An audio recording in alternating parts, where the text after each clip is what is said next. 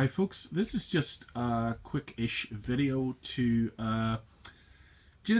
take a look at not this particular jacket, although it's hanging in front of me here, but at you've heard me talk in the last few videos about, or well, the last video specifically about the thermoball insulation, synthetic versus down insulation, that kind of thing, and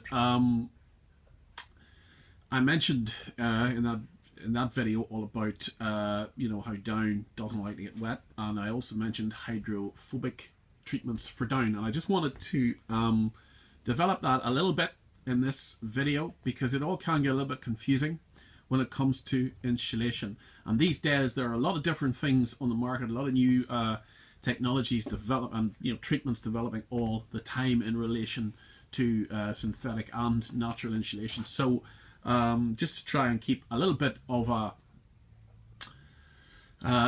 you know, of a kind of perspective on the whole thing, I just wanted to fairly quickly mention hydrophobic down.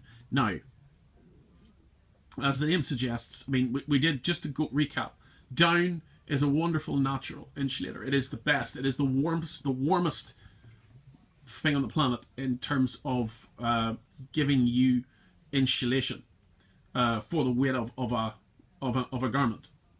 There's simply nothing can touch it. No synthetic can really give you, you know, like for like, the same warmth to weight ratio. It just doesn't happen. So that's great.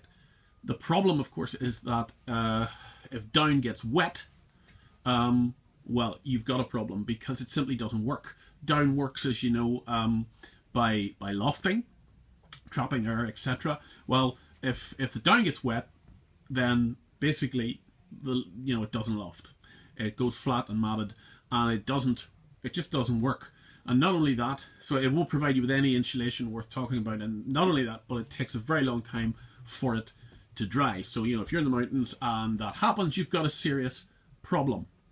And if you're, you know, if it's not a life-threatening issue or a health-threatening issue, it's a bit of a pain. So that is the downside with down. It does not like water.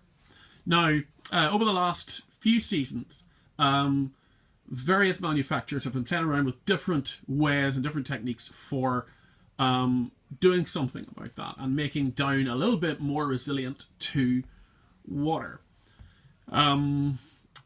It's a particular problem in a climate like ours. I mean, if you're living in, I don't know, somewhere like Colorado, I just pull that out of the air, where, as far as I know, you have colder, drier kind of winters. It's really not an issue, you know, but it's an issue in any climate like ours, which is cold and damp, where you need the insulation of down, or you want it, but at the same time we get a lot of rain. Our general climate is pretty humid and damp.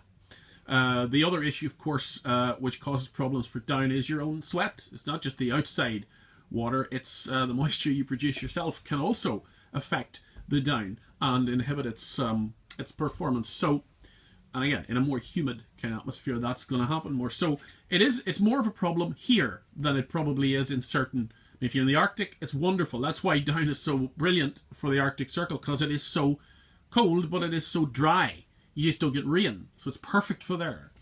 So, you know, it's only really a problem in our kind of climate. But there you go. That's Northern Ireland for you. We are a wet, damp, humid kind of place, and also prone to cold weather. So, how do you deal with it? Well, one of the ways of dealing with it, and one of the ways that the manufacturers have been trying to deal with it in recent times, is they have introduced hydrophobic down into their various ranges. Now, they all call it different things, but essentially what they've done, it's pretty much the same process in all cases. What they've done is they have treated the down, the individual plumes in the majority of cases, they have treated with a DWR, that is a durable water repellent, to make the down clusters hydrophobic. In other words, basically to make them more water resistant. Now, you can play around with words. Does it make the down waterproof? Well, to be honest, I never like to say that. It varies from treatment to treatment, from manufacturer to manufacturer. this style here, this is the new men's Imabura jacket from the North Face. Beautiful jacket, lovely colour, very lightweight jacket. It's filled with high quality 700 filled down now, but they call it 700 Pro down. That's the name they give to their hydrophobic down. So that's what's in this jacket.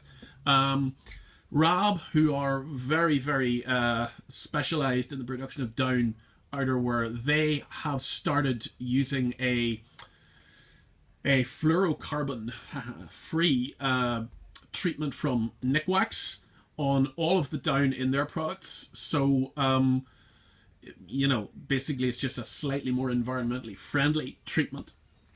Doesn't fluorocarbons in it, and they've applied that to all the down in their ranges to make it hydrophobic and highly water resistant. Berghaus call theirs Hydro Down, I think. I've heard it referred to as Down Defender, Dry Down. There's all kinds of names out there, but essentially, as I say, it's the same thing.